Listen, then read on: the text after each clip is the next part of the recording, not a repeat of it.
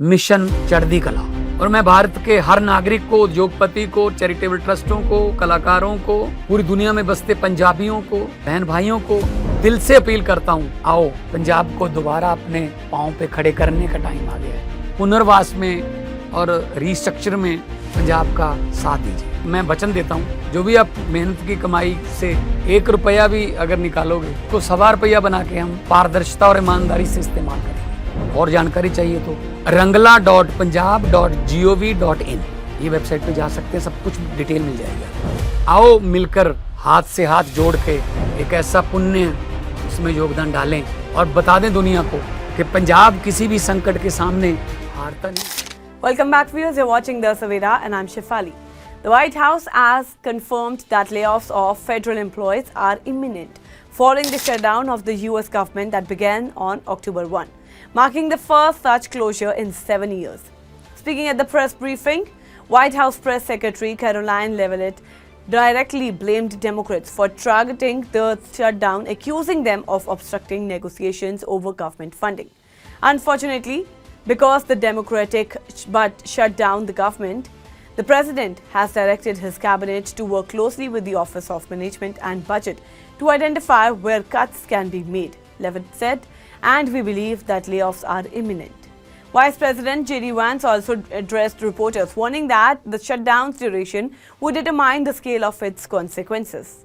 If this thing drags on for another few days, or God forbid, another few weeks, we are going to have to lay people off.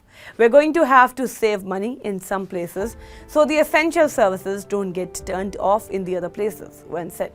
The administration insists that the layoffs are necessary to preserve funding for critical services such as border security, law enforcement, and air traffic control. Democratic leaders, however, have sharply criticized the announcement. House Minority Leader Hakeem Jeffries accused the Trump administration of weaponizing the shutdown to pursue its anti-worker agenda. This is a job-killing administration, Jeffries declared. Since January 20, the Trump administration has pursued mass firing of federal workers. They are killing jobs, not creating them. Democrats have rejected Republican claims that the opposition is demanding health care subsidies for undocumented immigrants, dismissing it as a falsehood manufactured by the White House. Instead, Democrats insist their position is focused on reversing health care cuts on American citizens, particularly provinces rolled back under the so-called Big Beautiful Bill passed earlier this year by Republicans. Republicans, who control both chambers of Congress, say they are unwillingly to meet Democratic demands. They had proposed a temporary funding extension until November 21, but the measure stalled in the Senate, where Republicans remain 8 votes short of the 60 needed to overcome a filibuster.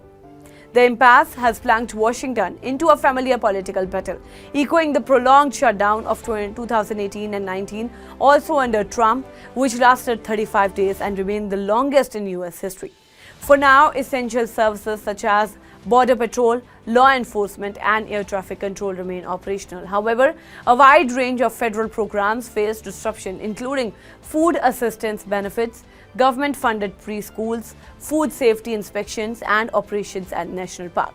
Experts warn that if the shutdown persists, the aviation sector could be severely impacted. Air traffic controllers and Transportation Security Administration officers, though required to work without pay, may increasingly stop reporting for duty, potentially causing nationwide flight delays and cancellation.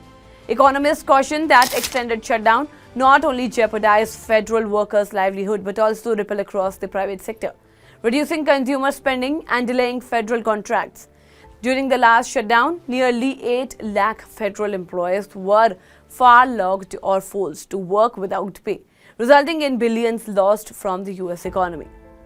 With both parties digging in, the current standoff underscores the deep passions divide into Washington over spending priorities and immigration policy and raises urgent question about how long the Trump administration can maintain public support while federal workers brace the layoffs. That's all for now in this update. Stay tuned to the Savera. Download the app.